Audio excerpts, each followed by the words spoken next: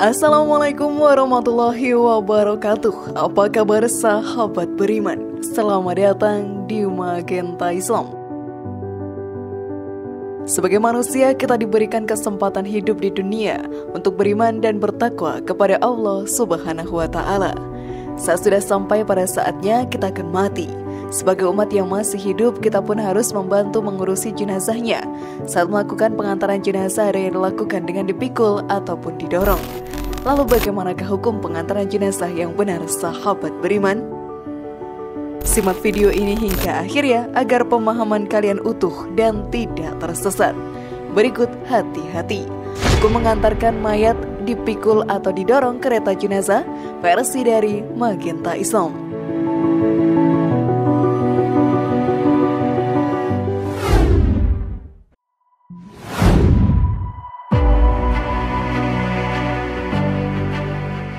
Hukum mengantarkan jenazah dengan keranda beroda. Sebagai sesama manusia, kita memang harus menjadi pribadi yang saling tolong-menolong. Hal ini juga dicontohkan oleh Rasulullah SAW sejak dahulu kala. Salah satu contoh yang membutuhkan pertolongan adalah saat adanya kerabat dekat atau tetangga yang meninggal, kita bantu untuk pengurusan jenazahnya. Karena kematian hanyalah giliran saja. Saat ini, kita membantu mengurusi jenazah, tapi mungkin nanti jenazah kita akan diurus oleh saudara yang ada di sekitar kita pula. Tentunya, semua itu adalah takdir yang sudah ditentukan oleh Allah Subhanahu wa Ta'ala. Saat pengurusan jenazah, pastinya setelah dimandikan, dikafani, serta disolati, tibalah saatnya penguburan. Di Indonesia sendiri biasanya akan mengantarkan jenazah dengan cara dipikul dengan keranda jika jarak makamnya cukup dekat. Namun akhir-akhir ini, sudah banyak yang mengantarkan jenazah dengan keranda beroda. Hal ini pun diperbolehkan. Imam An-Nawawi dalam kitab Al-Majmu' berkata, boleh membawa mayat di atas ranjang, papan, atau tandu. Para ulama berkata, di atas apapun mayat dibawa itu sudah mencukupi. Lalu yang paling penting adalah kita sudah membantu untuk memuliakan jenazah hingga ke liang lahat. Namun sebelum video semakin berlanjut, klik dulu tombol loncengnya supaya kita tetap bertebar syiar melalui channel ini. Mari berbagi pengetahuan dan ilmu yang bermanfaat. Amin ya robbal alamin.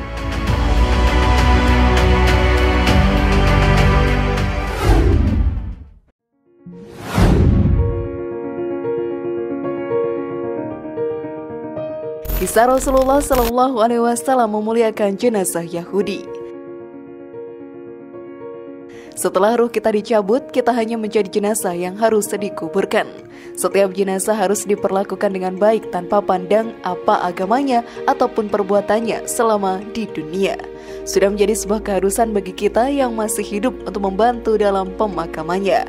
Hal ini pun dicontohkan oleh Rasulullah SAW. Dalam suatu kisah, Rasulullah SAW melihat jenazah dari bangsa Yahudi lewat di depannya. Lalu banyak sahabat yang heran, karena bangsa Yahudi sendiri merupakan bangsa yang memerangi dakwah Rasulullah SAW. Hal ini pun dijelaskan dan diceritakan dalam hadis. Dari Abdurrahman bin Abi Layla, Qais bin Sa'ad dan Sahal bin Hunayf sedang berada di Qadisiyah. Lalu sebujur jenazah ditandu, orang melewati keduanya. Keduanya pun berdiri untuk menghormati.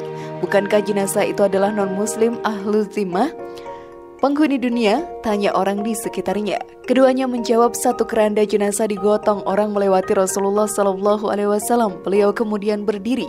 Ketika diberitahu bahwa itu adalah jenazah Yahudi, Rasulullah SAW menjawab, bukankah ia manusia juga? Hadis riwayat Bukhari dan Muslim. Maka dari hadis tadi, sahabat beriman, sudah sangat jelas bahwa kita memang harus memuliakan sesama manusia. Walau sudah terbujur kaku dan bukan dari ajaran agama yang sama, tetapi sifat saling menghargai harus kita tanamkan kepada diri kita.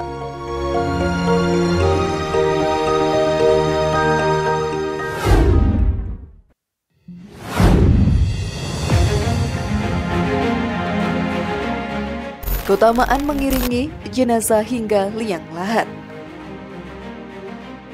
Saat tetangga atau saudara kita sedang berduka karena ditinggalkan keluarganya, sebisa mungkin kita ringankan bebannya dengan membantu mengurusi jenazahnya, dengan memandikannya, mengkafani hingga mengantarkannya ke liang lahat.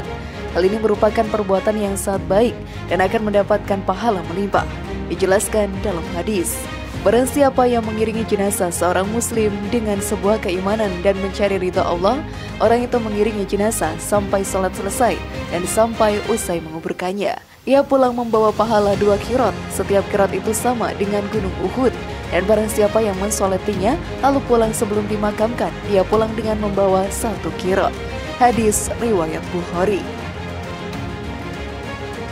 Sungguh beruntungnya karena kita sedang meringankan beban keluarga yang berduka dan kita juga mendapatkan pahala dari perbuatan tersebut.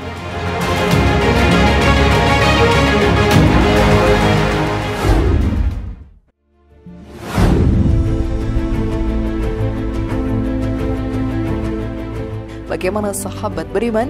Apakah kalian sudah paham? Semoga informasi tadi bermanfaat ya dan buat kita berpikir lebih bijak.